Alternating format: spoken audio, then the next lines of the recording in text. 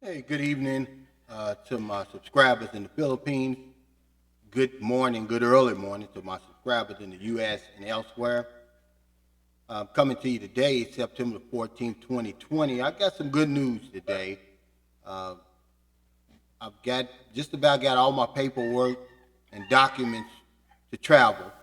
I'm still waiting for one piece of information. That's my acceptance letter from my destination. Here's my COVID test. It's negative. Thank, Thankful for that. I'm gonna talk about taking this test. This is the travel authorization from the Philippine National Police that you need to cross the borders because the borders are closed here. Okay. And then here's the medical certificate that I'm well enough to travel. I had to pay for X-ray. It's $5. Then of course my ticket. I bought a tourist ticket on To Go. It's a passenger ship, and I like To Go because over here I don't fly a whole lot here because I get burnt out. It's a long trip from America to the Philippines. I fly out of Chicago. Usually I fly to Hong Kong or Korea. It's usually anywhere from 14 to 15-hour flight, and then another 2 to 3 hour flight from that transition point. It's about 18 hours flight. So, by the time I get over here, I'm done. I don't want to see another plane until I go home, to visit or whatever. But I took the COVID test, and I'm going to tell you something. It's very uncomfortable. It's very expensive. I wouldn't wish it on my worst enemy. They stick that swab down both your nostrils and then both sides of the back of your throat it makes you gag. But the one that goes through here, it's just, I can't even describe it. It's just uncomfortable, the most uncomfortable thing I've ever experienced. And I waited, I waited like 32 hours for my results, and I'm going to tell you something. It was the longest 32 hours because over here, COVID has the stigma of AIDS in America. Had that test come back positive, I probably would have had to leave the Philippines because it's such a stigma with this COVID. And then I would have turned the lives of my mother-in-law and her family upside down. They would have had to take the test, unneeded expense. Probably had to go into quarantine. And then, of course, the stigma from the neighbors. They would have never lived that down. And, of course, it would have been all my fault because I'm the foreigner. When you come over here, it's always the foreigner's fault. So always remember that. File that away in your head. Okay? All of this I knew was riding on it. At one point, I wasn't even going to take it. I said, it's not worth it. But then I weighed it up and I said, I have to get back to where I live because, I can't live here. This is her house. She was gracious enough to let me stay here. But, after 6 months, it's time to go. Okay? And I'm leaving because I'm one of the few people back here that even took the test. See, so it would have been my fault if it had to come back positive. Nobody back here is taking that test. It's 5,500 pesos. That's more than a month's pay for most people, and they work for the government next door at DPWH. Some of them have to take it because I think it was a positive over there, but they're just going to take their payment out in increments. Okay, me, I had to pay mine up front. I don't have a problem. I could afford it, and I'm thankful I was able to do that. But now, once I get my acceptance letter from my destination, then I have to wait to see if they're going to let me stay at my house. I have a house there, but they're talking about home quarantine, and man, that's 14 more days in a hotel at my expense, they're saying. I'm saying, look, I got a house, I'm staying by myself. Why would I have to go to that hotel? I said, is the government going to pay for it? All this expense I've already came out of my own pocket. Really. So I'll know that tomorrow. But I just want to talk a few minutes on safety here. One of my subscribers he asked me personally, how safe do I feel over here? Is the Philippines really safe? And unequivocally, yes, 100%. And I'm coming to you from Zamboanga City, one of the so-called most dangerous places in the Philippines. And I've never had a problem here in the 10 years that I've been coming back and forth here. My wife's from Zamboanga City. The people here are beautiful. They're wonderful people. Of course, there's characters here. I call them characters. but they know who they're fighting. They know who their enemy is. It's not me. But I say this. I say, use your due diligence.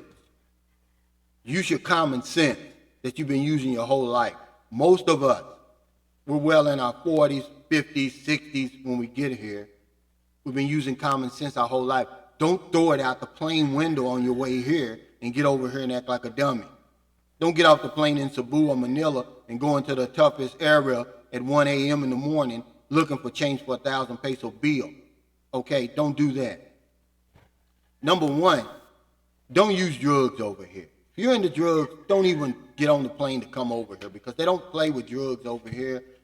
It'll get you killed quicker than anything else, get you robbed quicker than anything else, and it'll get you sent to jail quicker than anything else for a long, long period of time. They do not play about drugs over here. Shabu is the drug of choice. It's methamphetamine is what we call it in America.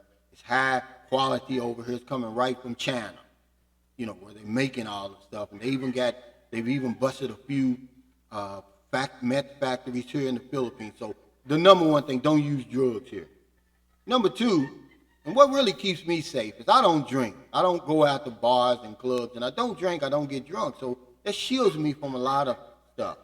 Because I'm going to tell you something. From my experience, Filipinos are very bashful. They're very shy. They would never say anything to you.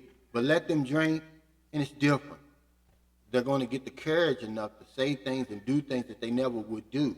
So don't get drunk, especially don't get drunk with the locals, even if it's your neighbors. Don't do it. If you want to get drunk at home. Or if you want to go out with your lady and have a few drinks, go ahead, but don't get drunk. Okay? Don't use drugs. Don't get drunk out there in society, especially with the locals. Keep your circle small. Outside of the family, I don't deal with. I don't have any friends. I don't really have any Filipino friends. I just don't do it. I've got associates. I got people I speak to and talk to and work out at the gym and different things like that, but I don't have anybody I hang around with. My circle's very, very small, and that's what I would suggest to you. Keep your circle small. Okay? It gets dark early over here. So get inside it when it's dark. Okay? My mother always told me nothing good happens after midnight anyway. So I'm always in when it gets dark, watching television, maybe checking my Facebook page. I got a Sunshine Shoulders Facebook page I, fool around with. But when it gets dark, about 6:30 it's completely dark. I'm already in the house. Okay? So I don't drink. I don't use drugs. I don't drink with the locals. I keep my circle small. I'm in the house by night. And I don't flash money. A lot of times when I go to the grocery store, I'll use my credit card. The only time I really use cash is if I go to the marketplace, and I'll count my money out before I go. I know exactly how much I need before I go. I'm not going to, it doesn't, trust me when I tell you, these people, they're not impressed by that. Okay, but, Americans, we're very arrogant, and we do stupid stuff like that. Don't do it over here. Okay? And the final thing I'll say is, don't really give people money on the street. Okay? If you see them, if you have it, buy them a Coke, buy them something from the bakery, buy them a plate of food from one of these small calendarias, these little local restaurants, something like that. Because there's two type of beggars here in the Philippines. One is good and one is not. One is, the handicapped. I'm talking about chronically handicapped. Crippled, the blind, like that. I always give them money. I don't even hesitate. But then there's a syndicate. These little kids that go around. They go all around. They have them all around the Philippines. And they'll ask you for money. You'll see one of them, they'll pull at your heartstrings. But because it happened to me in Dumaguete one time, I pulled out my money to give 20 pesos to the little girl, and next thing you know, I'm surrounded by about 12 kids, and I had to give them all. They wasn't going to take no for an answer. And luckily, my wife was with me, and it scared the heck out of me. But it was a valuable lesson I learned, and I never did it again. Okay? So don't get drunk outside. Don't get drunk with the locals. Don't use drugs. Don't go around where drugs is sold, where they're buying drugs, because they don't play with drugs here. Okay? Keep your circle small. Okay? You don't know people over here for real. You can't speak the language. You don't know the ins and outs. Get in the house when it gets dark. Nothing happens good after midnight anyway. Okay? Don't flash your money. Don't pull your money out in the street and give it to these kids, even though, it's going to pull at your heartstrings. Okay? And then, there's enough decent women over here that you really don't have to fool with them women in the bars, man, like that. I mean, if that's what you want to do, trust me here, I'm not preaching. I'm just trying to give you my advice and let you know, man, if that's the chance you're going to take, then you got to deal with the consequences, okay? But that's basically it. You're safe over here. Man, Louisville, Kentucky, man, is really, really bad right now. It's my hometown. I feel safe right here. Of course, I always fly out of Chicago. You know the reputation for Chicago. There's no place over here in the Philippines comes near Chicago, okay? Manila, yes. But the further you come down south, it's law and order. I mean, these mayors and governors, I mean, they rule with an armed fist here. The criminals catch hell, okay? And that's good for you. Hey, thanks for watching my video today. Remember, I'm not asking you for your money. I just need your support. Like my videos, share them. If you prefer, hey, subscribe to my channel. I'm boots on the ground here. I'm going to give you the nitty gritty. I'm right in the middle. I'm not around the Philippines. I'm in here. And that's going to benefit you. Information I received when I came over here, it was free. So I'm going to give it to you for free. But I want to be able to give you the information so when you do finally get over here, you say, Calvin told me exactly what to expect when I got here. Okay? That's my goal. Okay? Thank you so much. I appreciate it. Stay COVID-free out there. Be safe. Thank you.